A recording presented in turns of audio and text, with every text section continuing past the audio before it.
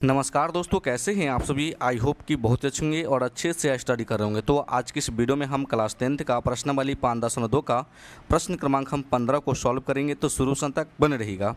यहाँ पे क्वेश्चन मिला कि n के किस मान के लिए दोनों समांतर श्रेणियों 63, 65, 67, डॉट डॉट और 3, 10, 17, डॉट डॉट के nवें पद बराबर होंगे। कहने का मतलब प्रथम समांतर श्रेणी दिया है और ये दूसरा समांतर श्रेणी दिया है।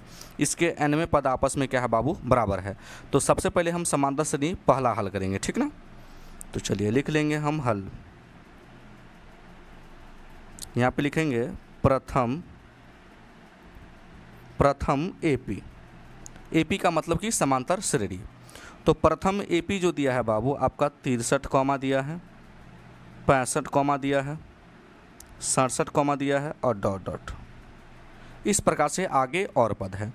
तो इस समांतर श्रेणी में सबसे पहले हम क्या करेंगे, ये प्रथम पद निकालेंगे और उसके बाद सार्वंतर निकालेंगे, ठीक ना। तो चलिए हम इसमें से प्रथम पद निकाल लेते हैं। तो प्रथम पद को किससे सूचित करते हैं बाबू, ए से सूचित करते हैं। प्रथम पद कितना है 63, तो हम लिख लेंगे 63। उसके बाद हम सार्वंतर निकाल लेंगे। सार्वंतर को हम लोग डी से सूचित करते हैं। तो दूसरा पद में से क्या करेंगे, पहला पद को घटा देंगे। तो दूसरा पद है 65 और पहला पद है बाबू 63। तो घटेगा तो कितना आएगा, तो 2 आएगा। कोई दिक्कत यहाँ तक, कोई दिक्कत नहीं। अब हम क्या करेंगे बाबू, एनवां पद निकाल लेंगे, ठीक ना। एनवां पद का फॉर्मूला होता है a + n-1 × d, है ना। चलिए, तो एनवां पद हमको पता नहीं है। ए का जो मान है बाबू क्या है 63 है। एन का मान हम लोग को नहीं मालूम है। डी का मान क्या है 2, तो हम लिख लेंगे 2। तो फिर लिखेंगे an बराबर 63। अब देखिए 2 n को भी गुना करेगा और 2 - 1 को भी गुना करेगा। तो 2 जब n को गुना करेगा तो हो जाएगा 2n, फिर 2 जब 1 के गुना करेगा हो जाएगा -2, ठीक ना। तो इसको लिखेंगे an बराबर 63 में से अगर 2 घट जाएगा तो क्या हो जाएगा बाबू, तो 61। अब प्लस का क्या हो गया बाबू 2n। कोई दिक्कत यहाँ तक, कोई दिक्कत नहीं। तो हम लोग क्या किए, पहला एपी को सॉल्व हम कर लिए। अब हम क्या करेंगे बाबू, दूसरे एपी को सॉल्व करेंगे। तो दूसरा एपी क्या है 3, 10, 17, डॉट डॉट है, ठीक ना। चलिए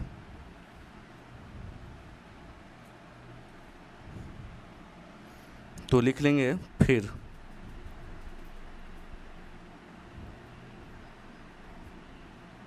द्वितीय एपी क्या था, तो 3, था। देख सकते हैं फिर से, अगर आप रिपीट करना चाहें तो देख सकते हैं 3, है, 10, है, 17 है, ठीक ना। दूसरा एपी 3, 10, 17, डॉट डॉट इस प्रकार है। तो इसका भी हम क्या करेंगे बाबू, प्रथम पद सार्वंतर हम निकाल लेंगे पहले।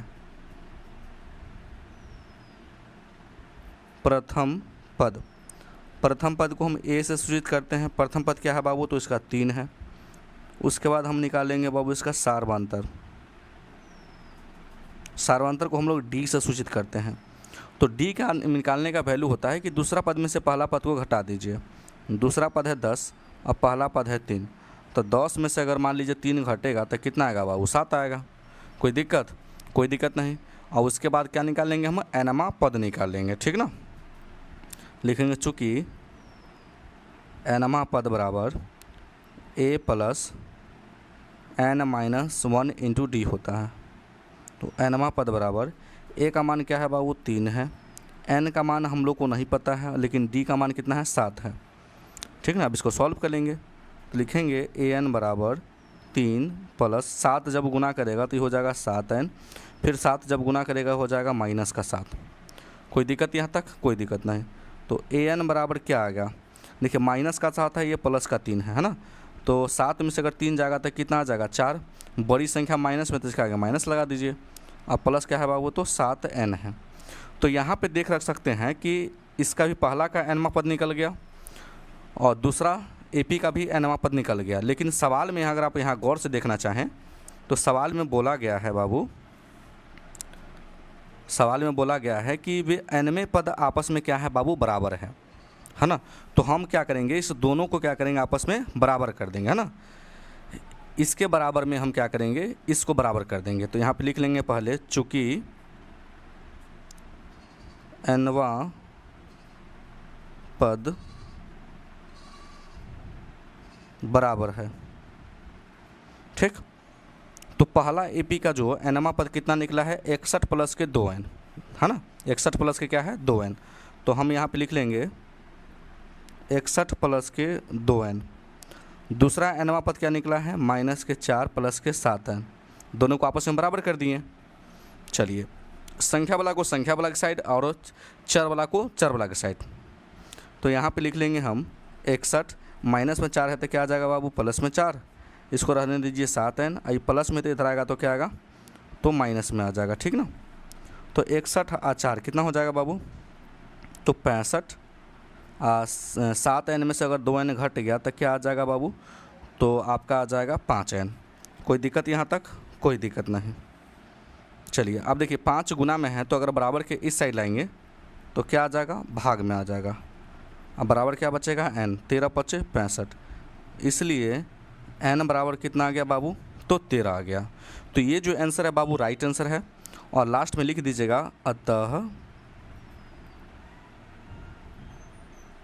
दोनों एपी का